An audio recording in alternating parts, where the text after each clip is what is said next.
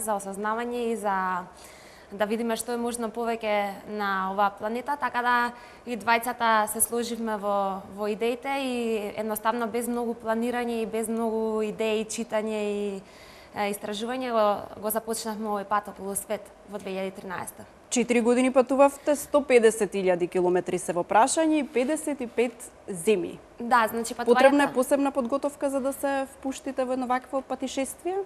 Од вакцинирање и физичка кондиција, психичка подготовка. Колку што можете да видите, не сум многу физички подготвена, значи сум едно малечко девојче, не многу физички подготвена. Меѓутоа, најважно од све е желбата и страпливоста и мотивацијата за да го завршиш едно вакво патување, бидејќи не е воопшто лесно.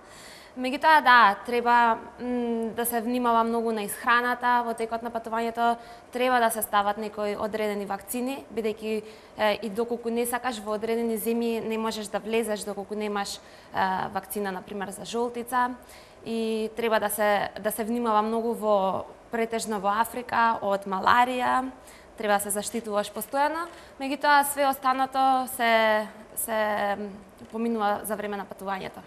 Тргнавте со мотор, се разминувавте со превозни средства, но и со слонови, камили, тоа е навистина едно несекојдневно искуство. Да, имавме многу убави моменти каде што можевме да патуваме порад жирафи, слонови, камили, секаков вид мечки во Алјаска, така да беше цело време возбудливо, интересно и све беше ново за нас на ова патување. Така, она што е интересно е што патувавте со мотора, вие не сте професионални моторџи, така? Не, значи ова е прв мотор за мано, тој нема никакво искуство од мотор, нема никакво познавање од механичарски работи, едноставно имавме само голема желба и тргнавме на овој пат. Нормално се соочивме со проблеми за време на патувањето, меѓутоа секој пат се обидувавме да ги надминеме тие проблеми и да го завршиме и да го комплетираме целиот свет, односно да ги комплетираме сите континенти од најјужната точка до најсеверната точка и на крај успеавме после 4 години. Предпоставувам имало многу непредвидени ситуации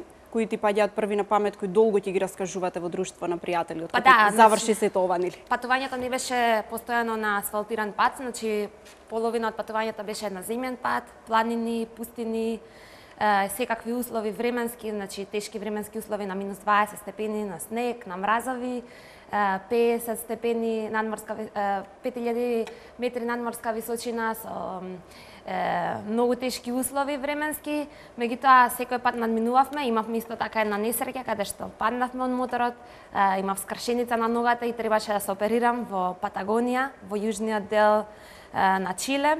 Тоа исто така беше еден тежок момент за нас во ова патување. Меѓутоа, од сите овие тешки моменти, од сите овие проблеми кои што искачаа за време на патувањето, секој пат беше за нас една лекција и секој пат ни даваше храброст и не тераше да се чувствуваме посилни за да продолжиме и да го завршиме патувањето. Кои места ви оставија најголем впечаток или конкретно еве тебе? Значи, не можам да кажам точно една земја или еден град, едноставно можам да кажам за мене посебни места беа Јужна Америка и Азија, значи земјите од Јужна Америка, бидејќи тие имаат специфична култура, традиции и природа, значи планини, пустини, тоа све за нас остана забележано и ќе остане во нашите сеќавања. Оние што го следат разговорот и кога ги слушнале бројките од 55 земји, 150.000 километри, сигурно прво прашање што им паѓа на памет е колку сте потрошиле, многу ли ве чинеше целото ова патување? Па, во врска со тоа колку може да чини едно вакво патување е многу релативно прашање, бидејќи начинот на кој јас и Ману патувавме беше трошокот беше минимален, бидејќи ние никој пат не спиевме во хотели, значи едно од правилата беше да не спиеме во хотели, со тоа што секој ден кога ќе стигнавме на една дестинација требаше да се снајдеме за место каде ќе преспиеме. На тој начин имавме можност да заспиеме кај луѓе дома, во пожарникарни станици, будистички темплови и значи на кампување, многу кампување, значи на најразлични начини, со тоа што плюс заштедивме пари, економски средства и добивме огромно искуство со тоа што имавме можност да видиме како луѓето живеат, какви се традициите и културите, што беше од огромно значење за нас. Трошоците што ги имавме беа претежно за гориво и за храна, што значи е релативна работа. Некој може да потроши многу повеќе од нас, а некој може да потроши многу помалку, така да е многу релативно тоа прашање. Што научивте ви од ова патување? Прво, значи од едно вакво патување можеш да научиш премногу работи. Секој ден е нова лекција. Нова лекција. Секој ден буквално нова лекција. Пред се можеш да се запознаеш многу добро сами од себе си. Можеш да видиш уствари до каде ти се границите, бидејќи пред да патуваш или пред да направиш нешто големо, секој пат мислиш дека не можеш да го направиш тоа, дека е невозможно, дека е тешко, меѓутоа кога еднаш ќе тргнеш, кога ќе се осмелиш и еднаш ќе тргнеш, можеш да видиш дека границите може да ги поместуваш секој пат се подалеку и подалеку, што е една многу добра лекција. И да, можеш да го видиш светот и многу луѓе, многу традиции различни, како што кажав, бидејќи на ова патување можевме да се сретнеме со многу различни племиња, со многу различни фестивали и убави работи, да. Така. Би го повториле ова патување или конкретно во која земја уште утре би се вратиле повторно? Тешко би сакала да се вратам секаде каде што поминаме. Не.